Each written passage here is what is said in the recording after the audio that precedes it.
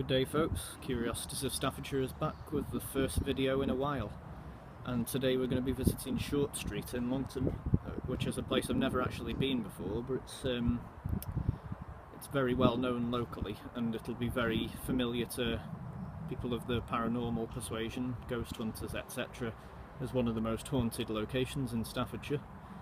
We're not going to dwell on that today, we're just going to have a look at the history because it is still a very interesting historical site, and we're going to take a walk through it. Now, Short Street leads from Uttoxeter Road just down to what used to be Normancote Road, which used to be the main road at one time. Obviously the main road now is the main A50, so it's a much quieter road that it leads to, and what we're entering is what used to be at one time the Dresden Works, and the tall structure you can see in front of me is a flint kiln. It's actually not a bottle oven. It was an oven designed for grinding flint, which would have been used in the earthenware process, so making the cheap, rugged earthenware products. And if we carry on up, we can see that the streets will retain a lot of its original features. Most notably, as we just turn the corner here, there are 3 small cottages on the right. Go past. Obviously this is just a modern lamp.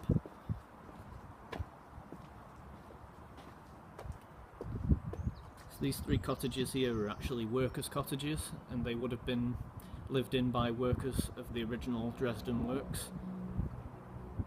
A very common occurrence where people would live barely a few steps away from their place of work, and often employers would construct these residences as a means of getting their employees to live close by, especially ones that needed to be close by 24/7, such as like the firemen, etc. for the kilns. And incidentally, the kiln that we looked at before would have been operating 24/7 back in the day, so it would have always needed a presence around here. These cottages are very small, as you can see. They were actually just 1-room dwellings, but they would probably have hosted a family of 6 back in the day. I mean, they look a bit derelict now, but they're not really open to the public, they're all boarded up. But often you will find that they appear on sort of ghost walks and that sort of thing. And I believe you can sometimes get access to the site via the Gladstone Pottery Museum, which is just round the corner. So we're just going to continue up, have a closer look.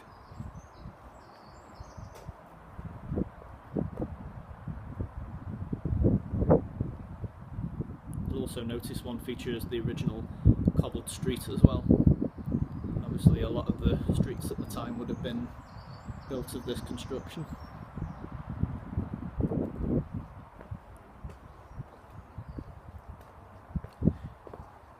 These days these cottages are Grade 2 listed buildings, so hopefully they'll be preserved for many years to come, because dwellings like this are rapidly disappearing all across Stoke-on-Trent.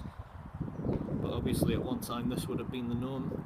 Crowded little terrace streets like this and quite a bustling urban industrial population.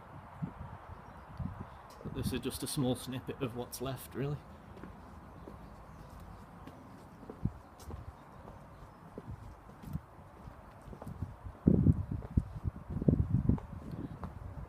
So we turn the corner again. These buildings on the left are actually part of an exhibit of the Pottery Museum sometimes.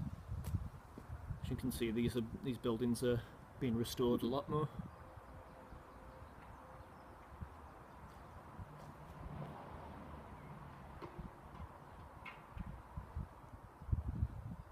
So we're just going to continue up the street.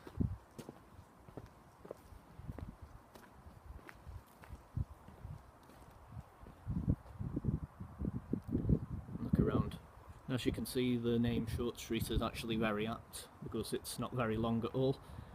As I said, at one time it would have been quite a typical street, with lots of people packed into a very small space in the midst of all the pottery factories and bottle kilns.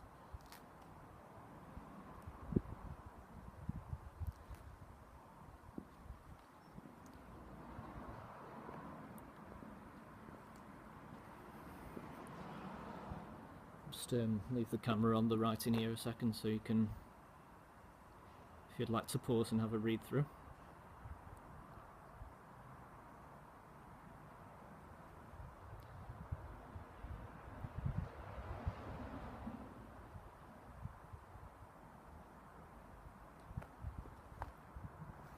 So we'll leave with one last interesting fact.